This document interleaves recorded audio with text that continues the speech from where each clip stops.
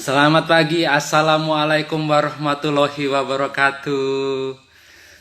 Selamat pagi, sekali lagi selamat pagi dan selamat pagi.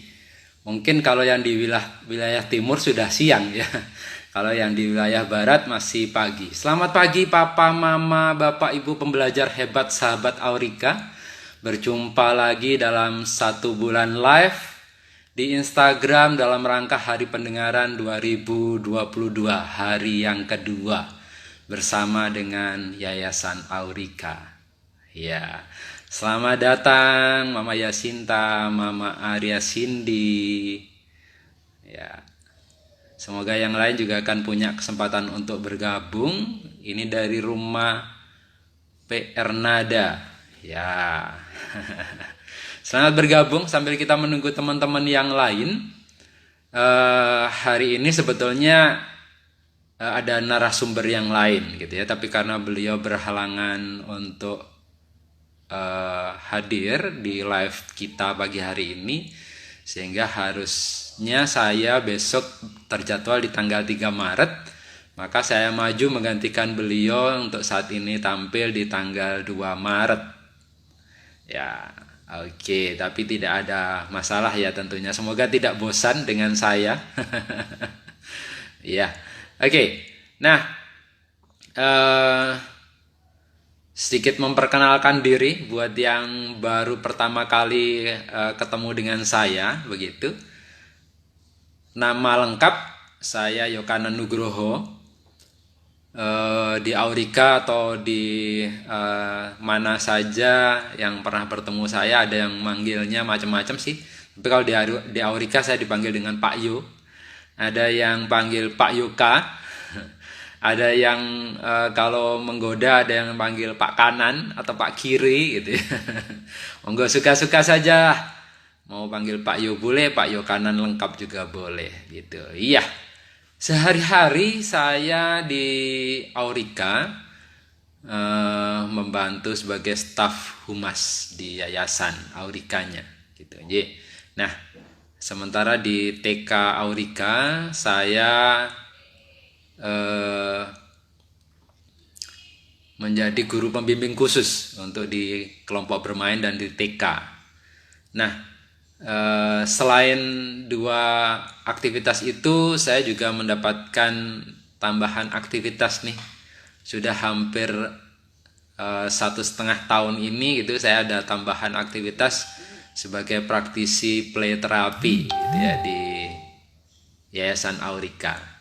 Saya bergabung di Yayasan Aurika tahun 2012 setelah saya menyelesaikan kuliah S2 saya gitu ya. Kebetulan saya S2 bersamaan dengan Bunda Sinta. Beliau satu kelas saya di S2 PLB UNESA tahun 2010 dan kita sama-sama lulus di tahun 2012. Kemudian ya di akhir semester itu Bunda Sinta mengajak saya, "Mas, ayo gabung yuk, kita besarin sama-sama Yayasan Aurika." Kebetulan kami akan mendirikan kelompok bermain dan TK yang sesuai dengan semangat Indonesia untuk menjadi Indonesia inklusi begitu ya. Nah, kebetulan Aurika mendirikan kelompok, waktu itu masih PPT, Pos Pelayanan Terpadu. Jadi dalam pembinaan kelurahan waktu itu kita menerapkan program inklusi untuk kali pertamanya di Surabaya. Nah, kemudian di tahun 2012 ketika saya masuk itu, sebelumnya di 2010 ya, berdiri 2010 PPT itu, terus kemudian di 2012 dialihkan menjadi di-upgrade, bukan dialihkan, di-upgrade menjadi kelompok bermain Aurika dengan program inklusi. Kemudian di 2014-nya dibuka baru, yaitu TK Aurika yang juga dilaksanakan dalam program inklusi begitu ya. Nah, ada pertanyaan nggak? 2012 bergabung, berarti setelah lulus kuliah ngapain nih Pak Yo gitu ya? Pekerjaannya apa gitu? Pekerjaan saya Saya jadi pria panggilan. Pria panggilan ya, pria panggilan. Jadi maksudnya bukan yang konotasi negatif ya, tapi karena saya bergabung di beberapa provider outbound di HRD Indonesia, di Rider Team, di Smile Adventure dan di Play Game, sehingga mana yang kontak, mana yang mengajak, kebetulan ada job, di situ saya ada aktivitas. Makanya tadi saya katakan pria panggilan gitu, karena dipanggil sana dipanggil sini ya, it's okay lah. Nah, seperti yang sudah kita unggah di Instagram, di Facebooknya Yayasan Aurika, bahwa hari ini saya mendapatkan subtema dari tema utama kita melihat anak secara holistik. Saya mendapatkan subtema menaklukkan rasa takut, gitu ya. Karena ini termasuk salah satu yang bisa menghambat perkembangan anak secara holistik. Jadi kalau ada rasa takut yang berlebihan pada anak, bisa jadi itu akan mengganggu perkembangan pribadi anak. Ya, termasuk pencapaian perkembangan yang lain juga bisa jadi terganggu karena ada rasa takut yang berlebihan. Nanti kita akan bahas, gitu ya. Nah, tapi sebelumnya boleh ya saya ngiklan dulu gitu ya. Ngiklan karena kan kegiatan 1 bulan live di Instagram bersama Yayasan Aurika ini kan kita tidak sendiri, tapi kita disupport oleh lembaga-lembaga rekanan dari Aurika, yaitu UNESA, UNS gitu ya, UNS Universitas 11 Maret Surakarta.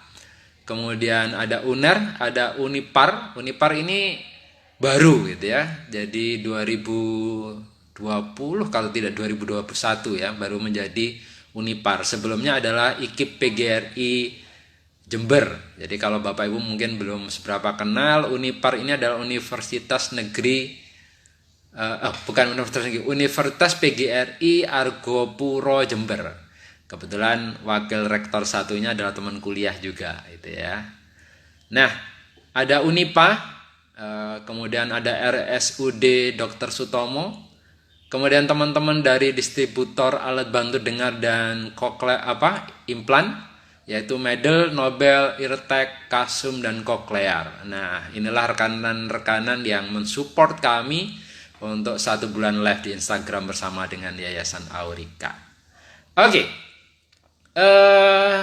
Sebelum saya lanjut, boleh ya kita keliling ruangan saya untuk mengenal mana sih ruang kerja Pak Yu yang katanya dipakai untuk sebagai praktisi play terapinya gitu ya. Nah, ini kita lihat yuk. Nah, di sini ada mainan trampolin, kelihatan nggak ya? Ada trampolin, kemudian ada bola. Ada bola gym ya, ada balok titian. Di ujung sana ada papan keseimbangan. Kemudian ini ada yang paling disuka sama anak-anak ya ketika bermain di ruangan ini adalah kolam mandi bola. Dan ada lorong, permainan lorong gitu ya. Di permainan lorong ini ada anak yang sampai pernah ketakutan gitu ya. Pernah ketakutan.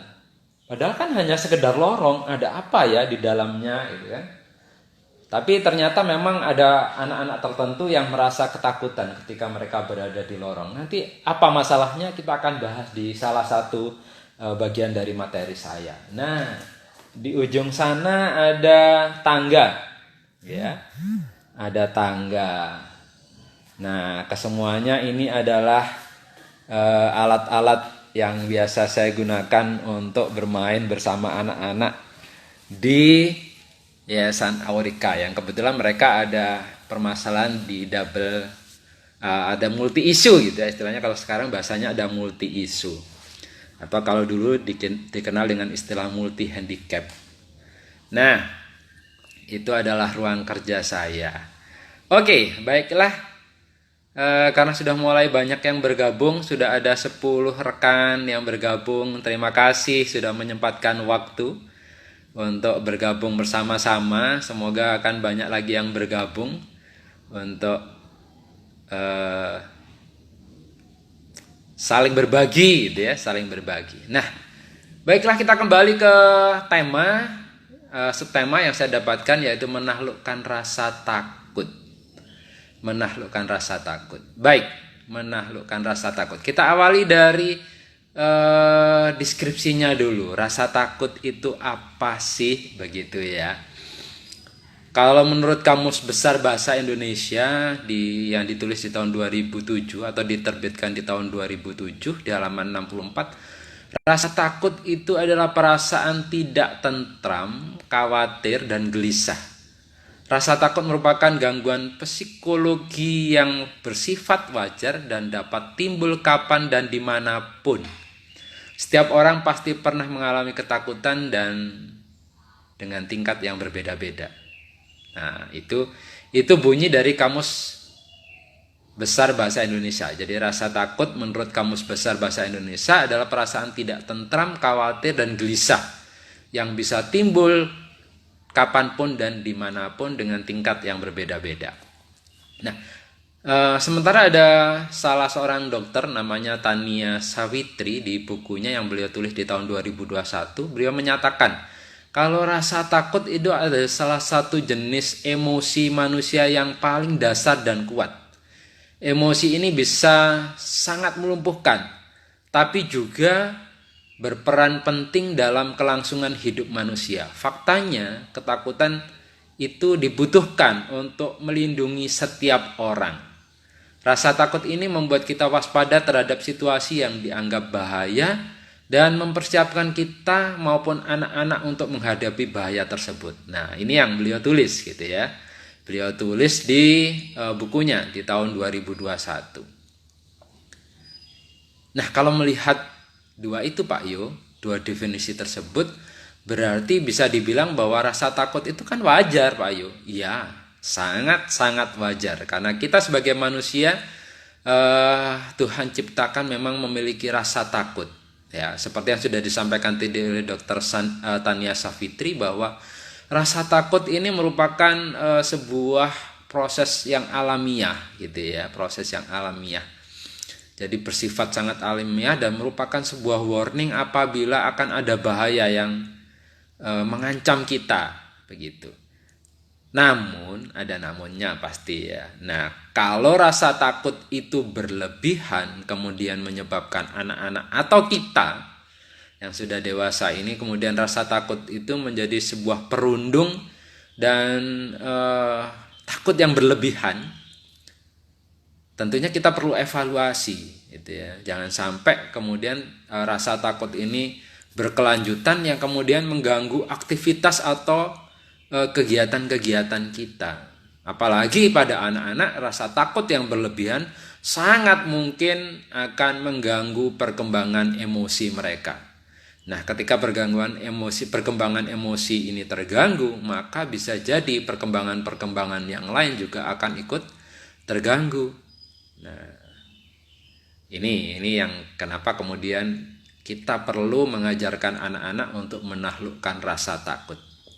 Nah, sebelum kita lanjut ke apa saja sih rasa takut yang biasa paling sering dialami oleh anak-anak kita untuk saat ini ya, untuk di beberapa tahun terakhir ini berdasarkan hasil pengalaman saya di Aurika.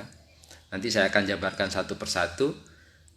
Tapi kita akan lihat dulu apa sih faktor penyebabnya gitu ya. Apa yang menyebabkan anak-anak ini kemudian memiliki rasa takut yang berlebihan. Nah, yang pertama adalah faktor genetika. Jadi orang tua yang penakut bisa jadi menurunkan sifat penakutnya itu kemudian pada anak. Ya, ini sangat minim. Memang dari beberapa hasil penelitian sangat minim lah, bisa dibilangkan sangat minim anak-anak yang kemudian terlahir sebagai penakut karena orang tuanya penakut. Begitu ya. Nah, ini jadi yang faktor pertama adalah faktor genetika. Faktor yang kedua yaitu faktor anak saat di dalam kandungan. Nah, ini ternyata memang sangat berpengaruh gitu ya. Bagaimana situasi emosional yang dialami oleh seorang ibu yang sedang hamil itu sangat berpengaruh ternyata pada perkembangan janinnya, perkembangan anaknya, begitu ya. Nah, ibu yang selama mengandung atau selama hamil ini seringkali merasa ketegangan, seringkali merasakan ketakutan, seringkali merasakan kecemasan, ketidaknyamanan karena berbagai hal, begitu ya. Ternyata ini juga dirasakan oleh si janin gitu ya, oleh si calon bayi ini gitu. Kondisi ketidaknyamanan yang berlebihan ini ternyata menaikkan aktivitas dari hormon kortisol si ibu, mengaktifkan lobus frontal di otak kanannya, yang keduanya kemudian berpola berkaitan dengan membangun menuju ke impulsif amigdalanya yang menyebabkan kontrol takut dan rasa kecemasan yang berlebihan. Nah, inilah yang kemudian berpengaruh pada si anaknya gitu. Karena anak kan secara otomatis memang ketika di dalam kandungan kan nyambung sama ibunya ya. Jadi apapun yang dirasakan ibunya senang, anaknya juga akan ikut senang. Ibunya sedih, anaknya juga bisa akan mengikuti rasa sedih, merasakan juga rasa sedihnya, begitu ya. Nah, inilah yang kemudian sangat penting bagi seorang ibu ketika ibu hamil, harus benar-benar dipastikan kondisi nyaman, aman, tentram, dan selalu bahagia pastinya ya. Karena dengan ini maka perkembangan janinnya juga akan berkembang baik.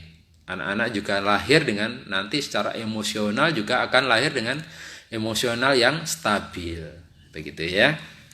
Monggo nih untuk calon-calon ibu yang masih pingin, calon-calon ibu atau ibu-ibu yang mama-mama yang masih pingin punya anak-anak lagi gitu ya. Ya, yuk diterapkan gitu ya. Jadi nikmati selama proses kehamilan dengan benar-benar nyaman, aman, tentram dan bahagia sehingga anak-anak juga lahir nantinya dengan emosional yang stabil dan emosional yang bahagia.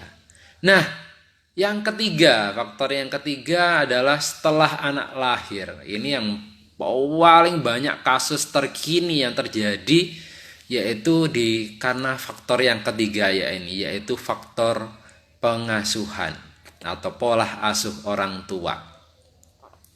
Ya, seperti dulu selalu didengung-dengungkan ya waktu kita masih kuliah, masih sekolah, selalu disampaikan bahwa keluarga adalah madrasah, keluarga adalah tempat pendidikan terbaik buat anak-anak kita.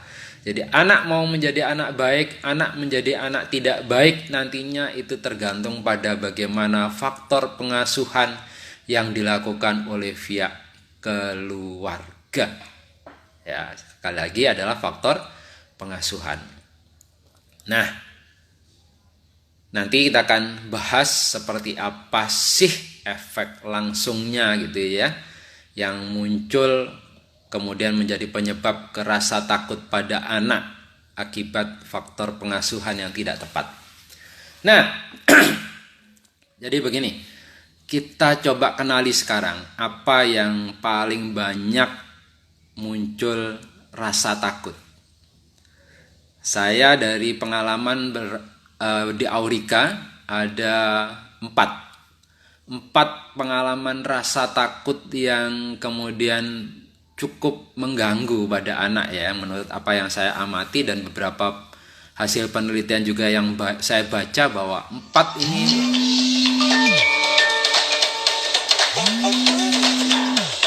maaf sebentar. Ya. Oke, baik, saya lanjutkan. Ada telepon masuk tadi.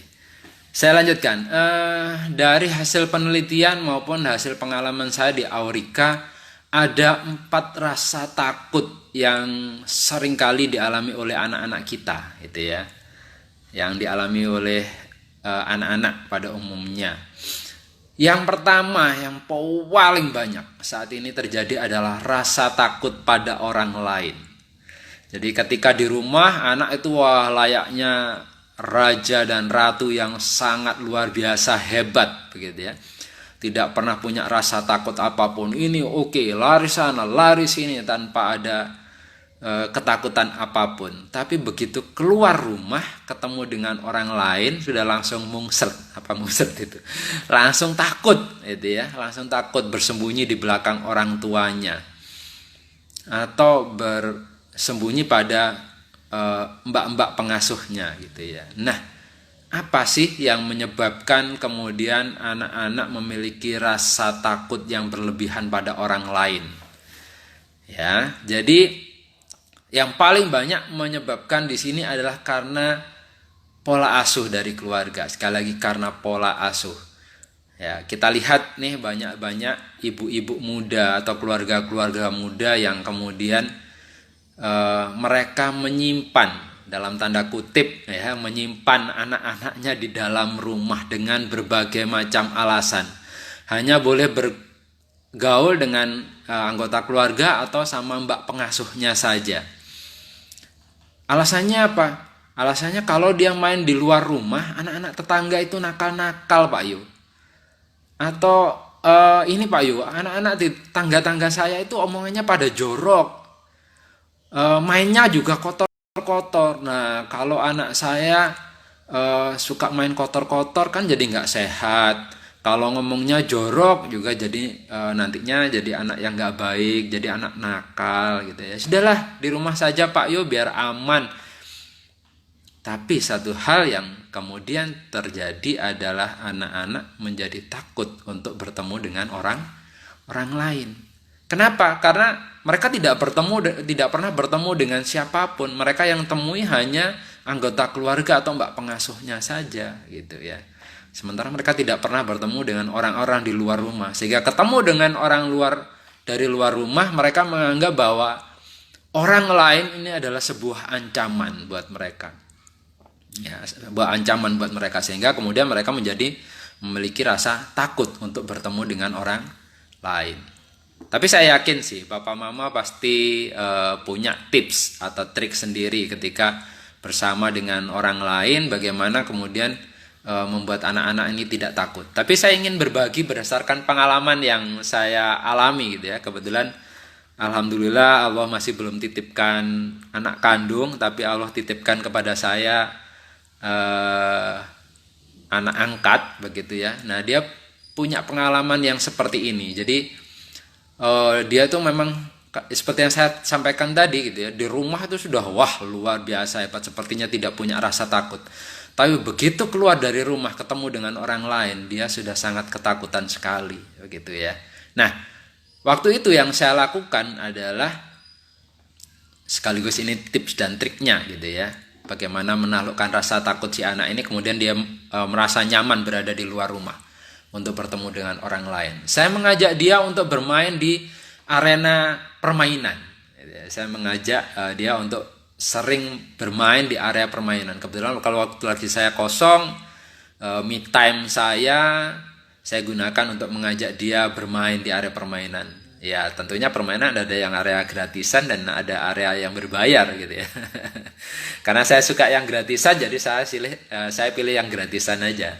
Kebetulan di Jombang, di Mojokerto, di Surabaya, di Sidoarjo yang saya tahu saat ini di alun-alun kota itu pemerintah sudah membangun ada arena bermain untuk anak-anak. Ya, ini sangat luar biasa, sangat apresiatif saya pada pemerintah yang sudah membangun arena-arena bermain ini.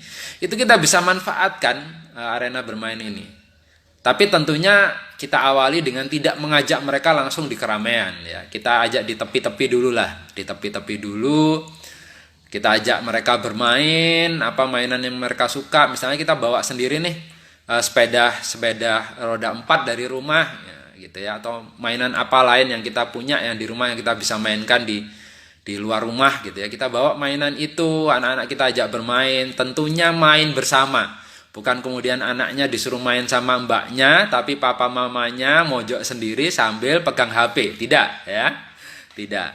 Tapi di sini kita harus membersamai mereka, harus bermain bersama-sama mereka untuk memberikan keyakinan bahwa mereka nyaman, memberikan kenyamanan kepada mereka ketika mereka berada di luar rumah ini bertemu dengan orang banyak, orang banyak ini tidak menakutkan buat mereka, tidak menjadikan ancaman buat mereka, gitu ya.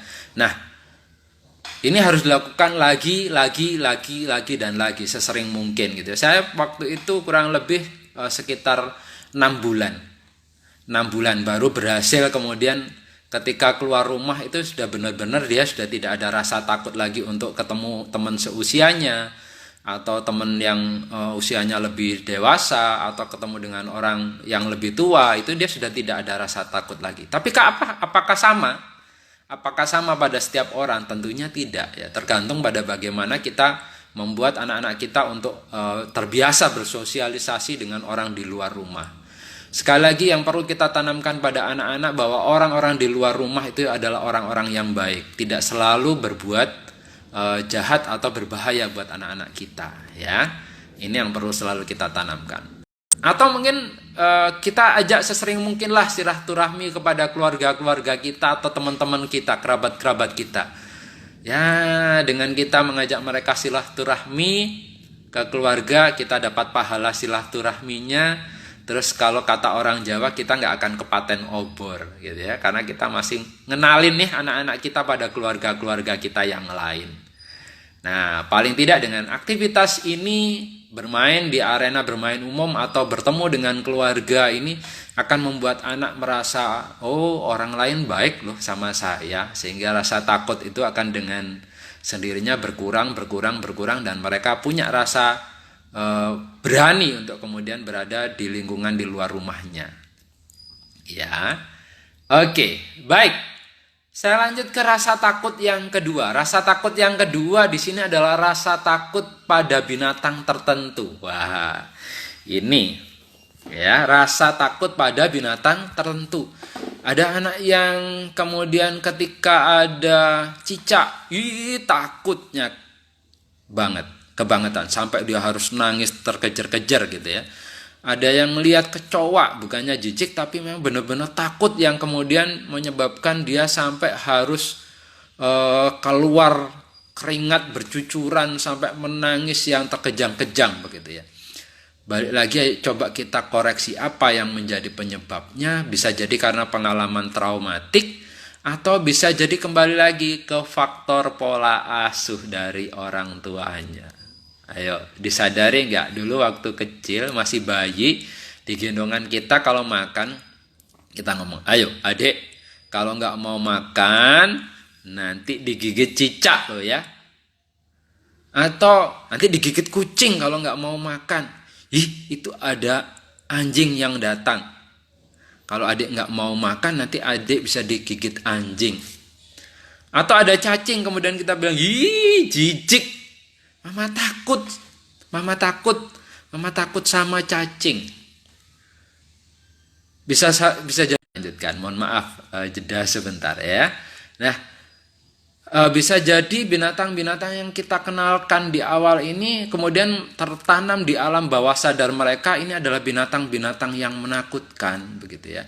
Yang alhasil akhirnya anak-anak kita menjadi merasa ketakutan ketika bertemu dengan binatang-binatang tersebut. Terus bagaimana nih triknya Pak Yu kalau ternyata memang anak-anak saya takut dengan binatang-binatang tertentu yang sampai sedemikian takutnya? Ya, kita bisa awali mengenalkan anak, gitu ya, mengenalkan anak dengan gambar-gambar. Ya, jangan langsung ke gambar binatang yang menakutkan tadi, gambar-gambar binatang lain yang anak tidak takut, gitu ya. Nah, nanti di tengah-tengah gambar itu kita juga kenalin nih gambar yang mereka takuti. Sambil kita selipkan cerita bahwa binatang ini binatang lucu, binatang ini baik, tidak berbahaya, dan lain sebagainya. Begitu ya. Nah, artinya dengan mereka mengenal gambar, nonton-nonton video di YouTube, atau dengan bahkan mengenalkan miniatur-miniatur binatangnya, ya. Ini akan sedikit mengurangi pada rasa takut yang mereka miliki. Nah, sesekali juga tentunya kita mulai dekatkan mereka dengan binatang aslinya. Kita yang melakukan aktivitas dulu, kita pegang kucing misalnya, kita pegang kucingnya, kita elus-elus kucingnya sambil kita tunjukin, oh ini binatang baik loh, kucing ini lucu loh dek gitu ya. Sampai dia merasa yakin, oh mama saya menyentuh kucing baik-baik saja ya, berarti saya juga tidak harus terlalu takut-takut banget sama kucing. Sampai terus itu dilakukan, sampai pada dasarnya akhirnya kemudian rasa takut itu hilang. Tapi bagaimana Pak Yo kalau ternyata rasa takut itu masih tetap saja dengan cara-cara yang sudah Pak Yo sampaikan tadi masih belum berhasil. Nah, nanti ada cara yang kedua, yaitu dengan hipnoterapi. Tapi tidak saya jelaskan di sekarang, hipnoterapinya nanti di akhir sesi ya. Jadi ikuti sampai akhir sesi dulu ya, ikuti sampai akhir sesi dulu. Nah, nanti di akhir sesi sekaligus juga akan saya mempraktekkan bagaimana melakukan hipnoterapi untuk menghilangkan ketakutan pada anak ya.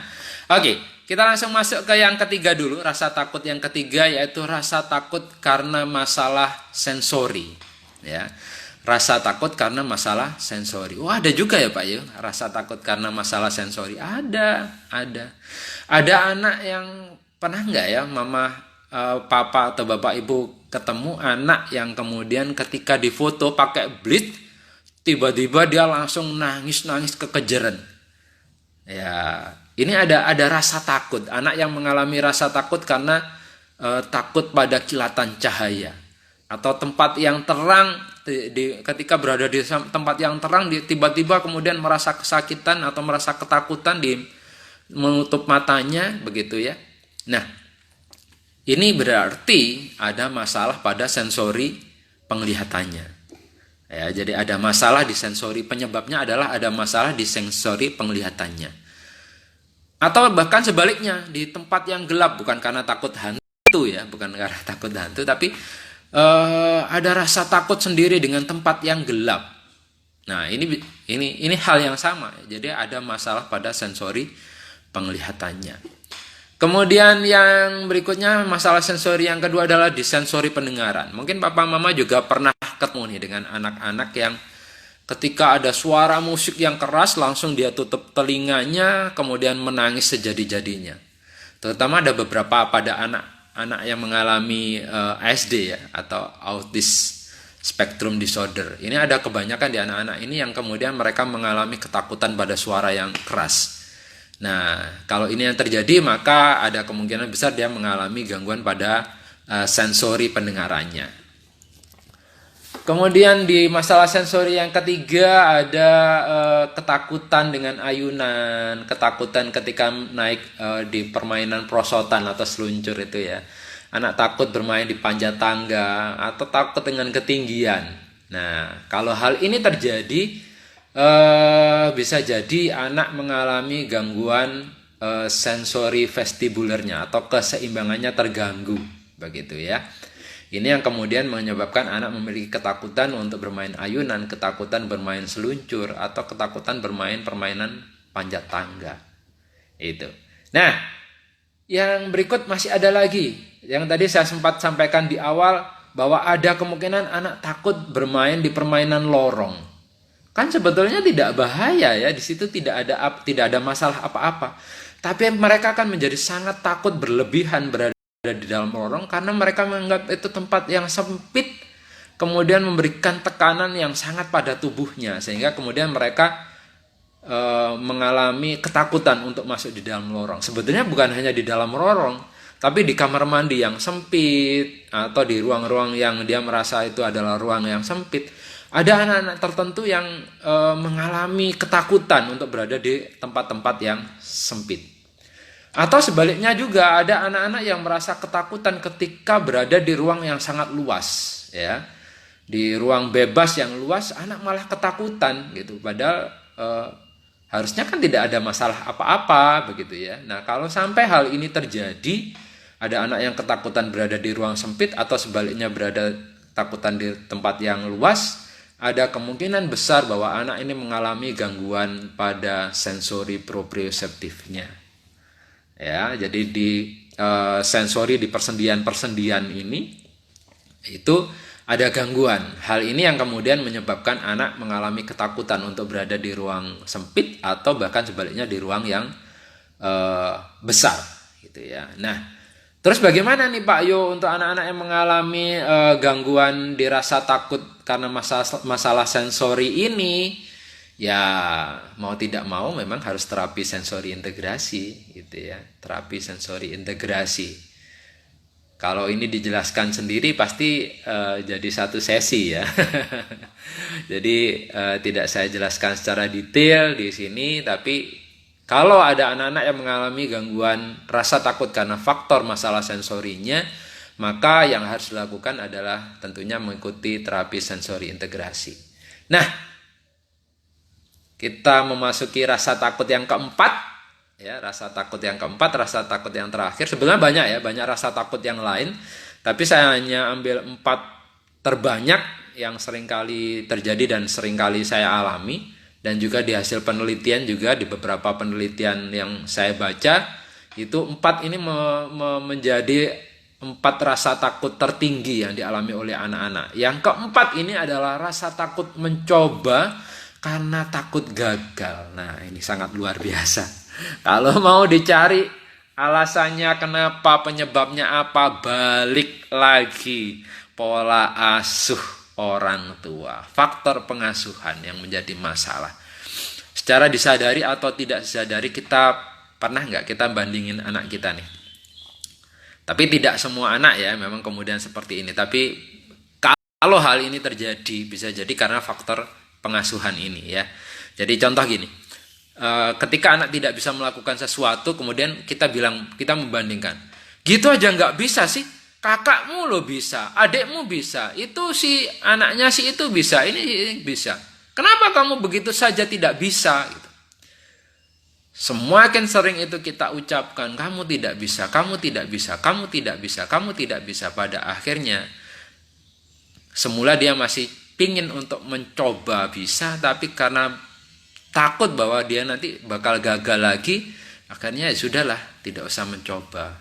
Ketika kita memaksa dia mencoba, maka dia akan menjadi ketakutan. Dia menjadi merasa sebuah ancaman bahwa dia nanti akan gagal. Kalau gagal pasti dia akan dimarahi. Dia akan dibanding-bandingkan lagi, begitu ya.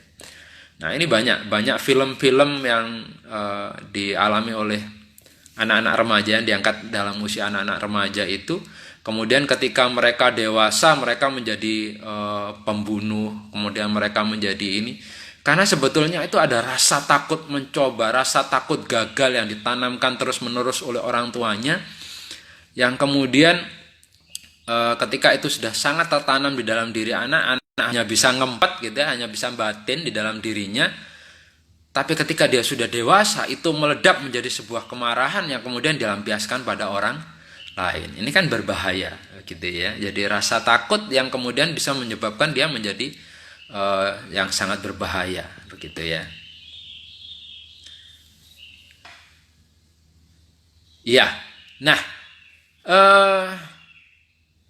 dan ada faktor pengasuhan yang saat ini juga saya katakan rasa sayang yang salah, tidak pada tempatnya gitu ya. Karena kita banyak sekarang orang tua muda yang berpikir bahwa kasihan deh anak saya, udah kasihan dan kasihan, sehingga setiap apapun yang anak kita lakukan dan kelihatannya kok ada kesulitan, maka kita sebagai orang tua langsung jadi superhero. Langsung menjadi pahlawannya buat anak-anak kita. Langsung kita datang, pakai sepatu kesulitan, langsung datang, kita bantu pakai sepatu.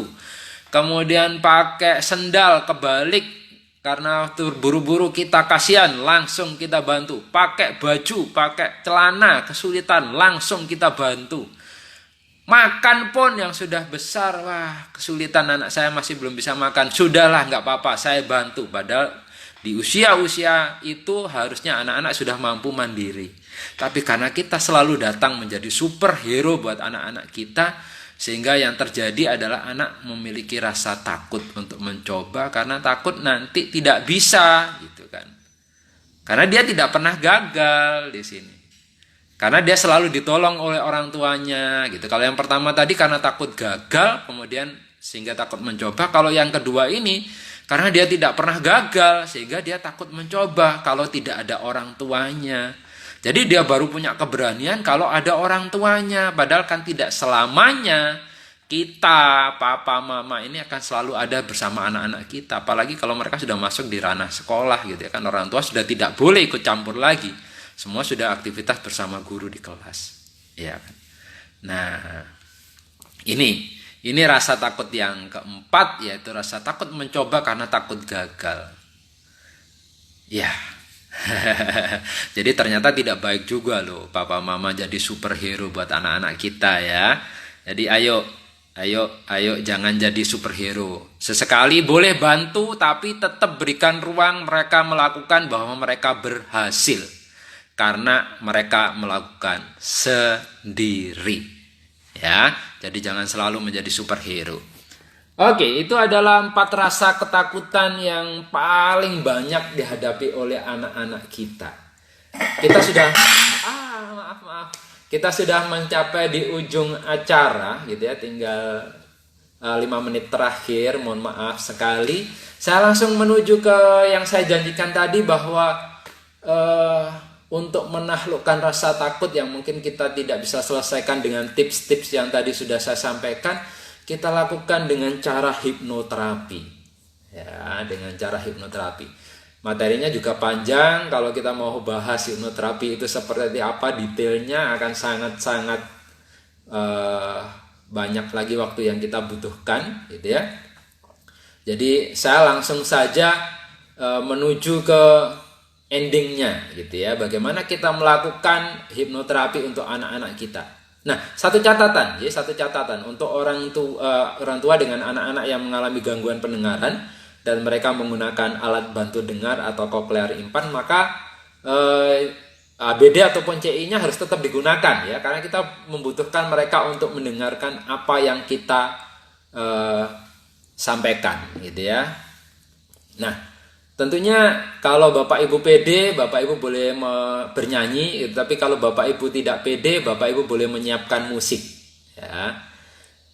Jadi bagaimana cara melakukannya? Maka diawali dulu mohon maaf sebelumnya, saya flashback saya mundur sebentar ya. Jadi kapan ini dilakukan? Dilakukannya adalah pada waktu anak-anak menjelang tidur. Entah ini anak balita, entah ini anak usia remaja, usia pemuda pun, kalau mereka menghadapi masalah-masalah dalam kehidupannya dan kita masih ingin membantu mereka dengan cara hipnoterapi, ini masih sangat mungkin untuk dilakukan gitu ya. Jadi untuk anak usia berapapun, bahkan untuk diri kita pun juga sangat bisa dilakukan untuk hipnoterapi ini. Jadi sekali lagi kita mulai dengan puterin musik relaksasi saja, cari musik relaksasi. Saya kebetulan ada musik relaksasinya, saya coba sekalian aja.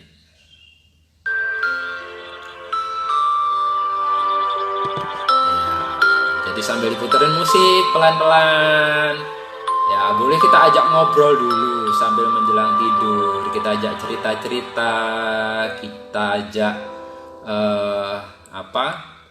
mencoba untuk memflashback kegiatan selama 1 hari ini apa saja gitu ya. Nah, kalau kok kelihatannya nih anak sudah mulai liar-liar, kalau orang Jawa bilang itu liar-liar atau sudah mulai mengantuk gitu ya, sambil kita usap di dahinya antara rambut dan ini. Nah, disinilah posisinya, di sini ya, di sini dielus-elus sambil kita ucapkan kata-kata yang ingin terjadi, kata-kata harapan kita yang ingin anak-anak nanti terbentuk seperti apa sih. Nah, karena kalau faktor di sini adalah menghilangkan rasa takut, menaklukkan rasa takut, maka ya kita berikan kalimat positif yang kemudian membuat anak menjadi berani gitu ya. Nah, contoh begini. Boy, anak mama yang ganteng, anak mama yang hebat. Mama tahu kalau Boy takut sama kucing. Bahkan kalau ketemu kucing, Boy sampai menangis. Maafkan mama ya Boy, kalau waktu kecil dulu Boy sering mama takut-takutin dengan kucing agar Boy mau makan. Ya, mama minta maaf sekali sama Boy. Tapi mama ingin setelah ini Boy akan menjadi anak yang berani. Karena kucing itu sebetulnya binatang yang lucu. binatang yang lincah. Kalau kita suka bermain dengan mereka, kita sayang sama mereka, mereka juga akan sayang sama kita, mereka juga akan baik sama kita. Jadi Boy pasti akan lebih berani lagi sama kucing sekarang. Nanti kalau Boy bangun, Boy akan lebih berani dengan binatang apapun tanpa ada rasa takut lagi. Karena Boy anaknya pemberani, Boy anaknya pandai, Boy anaknya hebat. Boy adalah anak mama yang paling hebat. Bubuk ya sayang, malam hari bisa menjadi malam indahmu. Dan besok pagi kamu bangun menjadi anak yang hebat luar biasa. Oke, itu simpel saja sih ya. Jadi contoh simpel gitu ya, contoh simpel. Kalimatnya monggo di apa istilahnya dikembangkan masing-masing sesuai dengan keinginan apa dan kejadian-kejadian apa yang mungkin Bapak Ibu evaluasi tadi, yang kemudian menyebabkan anak-anak kita memiliki rasa takut itu, begitu ya. Iya. Sekali lagi mohon maaf apabila selama menyampaikan materi sepertinya kayak keburu-buru banget ya, karena dibatasi waktu hanya 45 menit begitu. Jadi mohon maaf kalau penyampaiannya juga terlalu cepat dan mungkin ada kata-kata yang tidak jelas juga, saya mohon maaf. Semoga materi yang singkat sampaikan dalam waktu 45 menit ini bermanfaat, bisa menjadi sebuah sharing buat Bapak Ibu untuk bagaimana membantu anak-anak kita untuk menaklukkan rasa takutnya, begitu ya. Nah, ini sudah sampai di penghujung acara, tapi besok dan besok lagi sampai dengan tanggal 31 Maret setiap pukul 10 sampai dengan 10.45 insya Allah Arika akan selalu menghadirkan narasumber yang hebat ya, dengan membagikan berbagai macam ilmu, mulai dari ilmu pendidikan, ilmu terkait dengan bagaimana mendampingi perkembangan anak, maupun terkait dengan FET dan terkait juga dengan hal-hal lain yang tentunya bisa mengoptimalkan anak-anak kita menjadi anak-anak yang lebih luar biasa lagi ke depan. Demikian Papa Mama, Bapak Ibu pembelajar hebat sahabat Aurika. Sekali lagi saya mohon maaf dan saya undur diri. Saya akhiri pertemuan kita pagi hari ini.